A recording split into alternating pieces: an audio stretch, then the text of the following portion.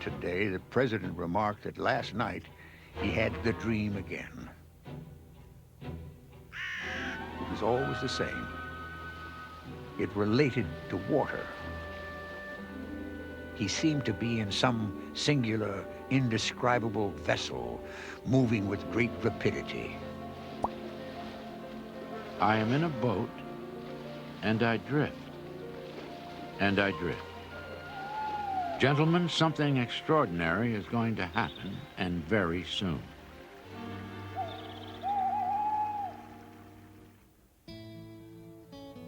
In the afternoon, Lincoln invited Mary to join him for a carriage ride.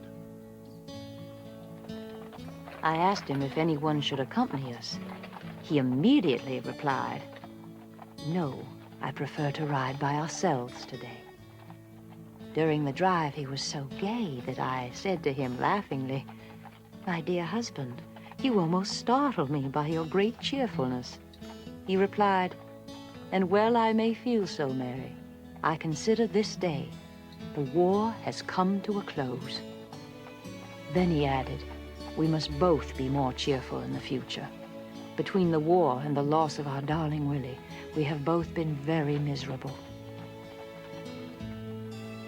He spoke of his old Springfield home, recollections of his early days, the law office, courtroom, the green bag for his briefs and law papers. His adventures when riding the circuit came thronging back to him. The tension under which he had for so long been kept was removed, and he was like a boy out of school.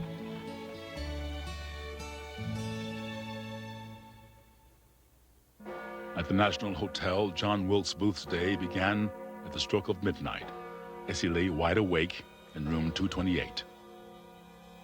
The time had come for him to do something decisive. April 14th, dearest mother. I know you expect a letter from me, and am sure you will hardly forgive me. But indeed, I have nothing to write about. Everything is dull. Booth learned in the daily paper of the president's plan to attend Ford's Theater that evening. 4 of Booth's fellow conspirators now agreed to participate in a new plan. Lewis Payne, the Florida strongman, was instructed to murder Secretary of State William Seward in his bed. Beady-eyed alcoholic George Atzerodt was ordered to assassinate Vice President Andrew Johnson. Davy Harold, the pretty boy with the mind of an 11-year-old, was to assist in their escape from Washington. Booth himself would kill the president.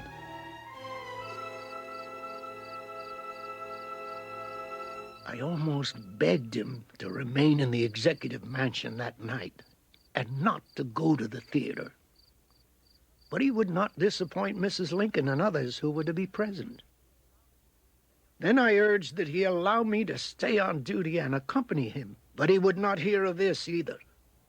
No, Crook, you have had a long, hard day's work already and must go home to sleep and rest. I cannot afford to have you get tired out and exhausted.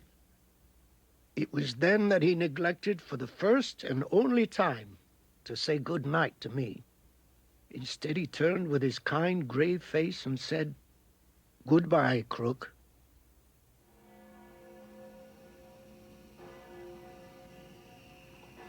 The comedy, Our American Cousin, had already begun to play to a packed house when the Lincoln party arrived from the cold and foggy night. Attending with the Lincolns were Major Henry Rathbone and his fiancée, Clara Harris. As the group entered the theater, the play halted, the orchestra struck up with "Hail to the Chief," and the entire audience rose and cheered.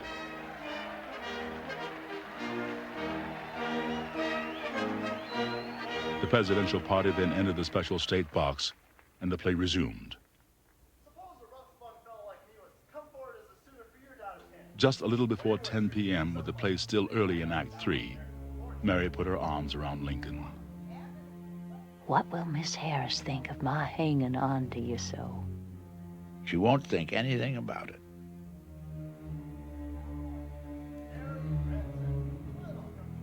Those were the last words that Lincoln ever spoke.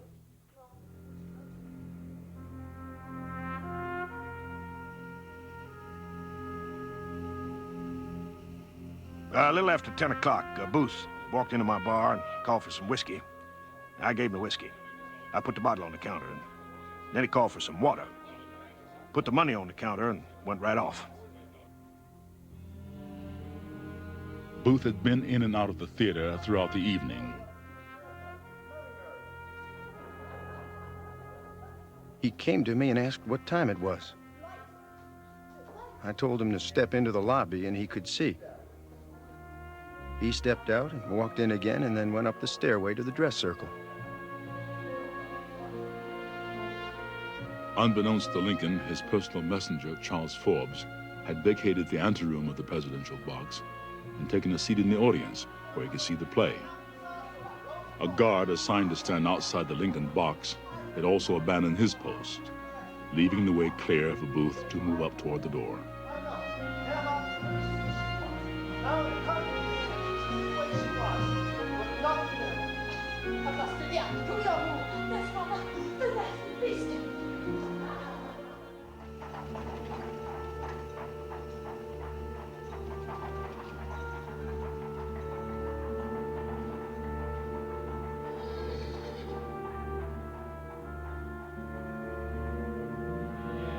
I long ago made up my mind that if anybody wants to kill me, he will do it.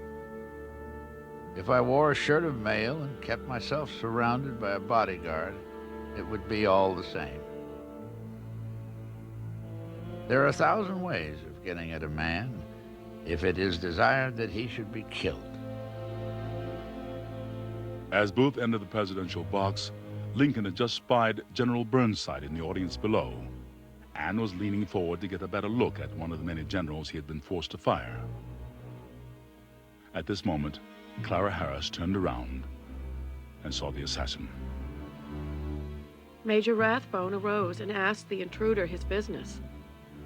He rushed past the major without making a reply, placing his pistol close to the president's head, actually in contact with it.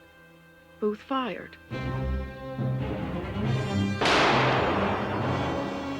I sprang toward him and seized him. He wrested himself from the grasp and made a violent thrust at my breast with a large knife.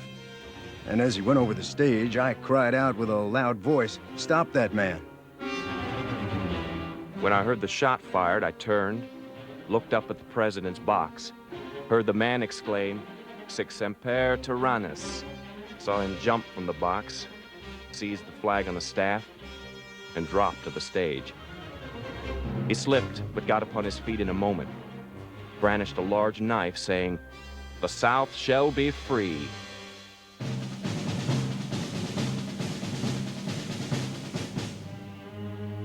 I heard the sound of something falling out on the stage, followed by sounds of jumps crossing the floor. There suddenly appeared through the entrance a wild man with a dagger in his hand. His hair appeared to be standing on end. His eyes were protruding from their sockets. And then before anyone could stop him, the assassin was gone. No one saw him slash at the orchestra leader or hop through the rear door at the back of the theater or clatter down the alley into the Washington night.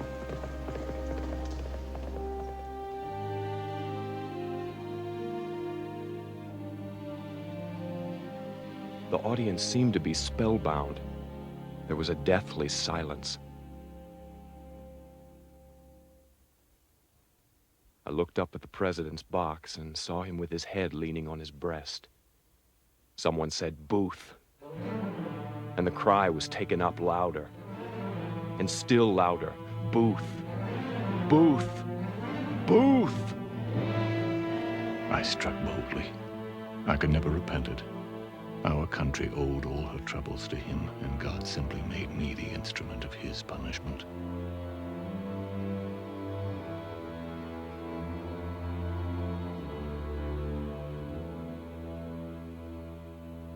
At the same moment that Booth shot the president, co-conspirator Lewis Payne arrived at the home of William Seward and forced his way upstairs. The sharp blade of Payne's knife was cold, Seward said later, as it cut through his face.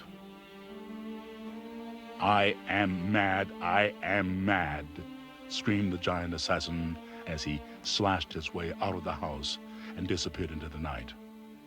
Seward lay still, eyes closed. Those attending him listened for a heartbeat. Seward opened his eyes and said, "I am not dead. Send for a surgeon. Send for the police. Close the house."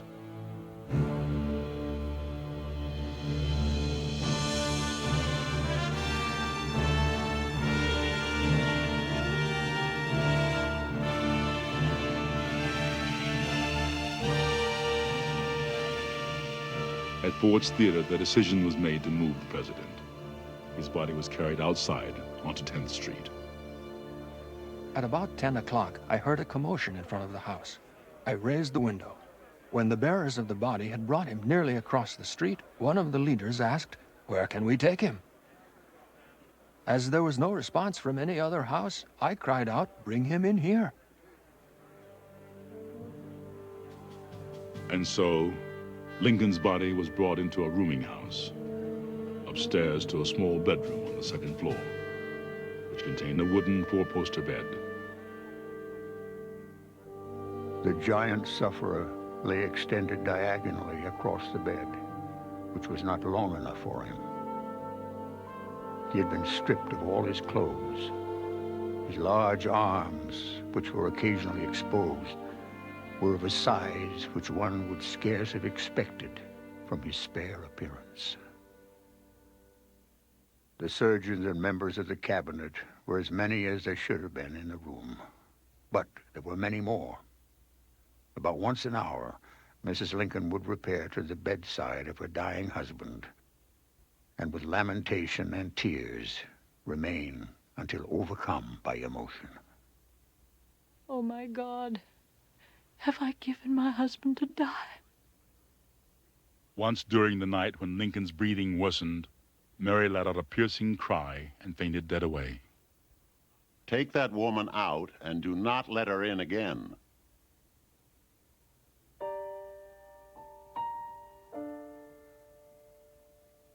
Now into the room came the heavy, sweet smell of lilacs, which were blooming just outside the open window. 1,000 nights he had laid down his head in the grand style of the White House. It seemed fitting, though, that his final rest came on a humble, too-small spool bed of a rooming house, just like any other neighbor.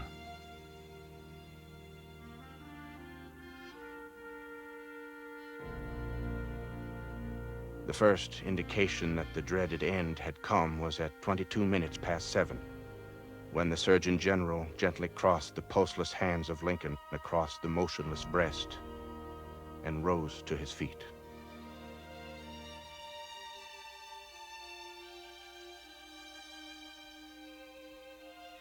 He is gone.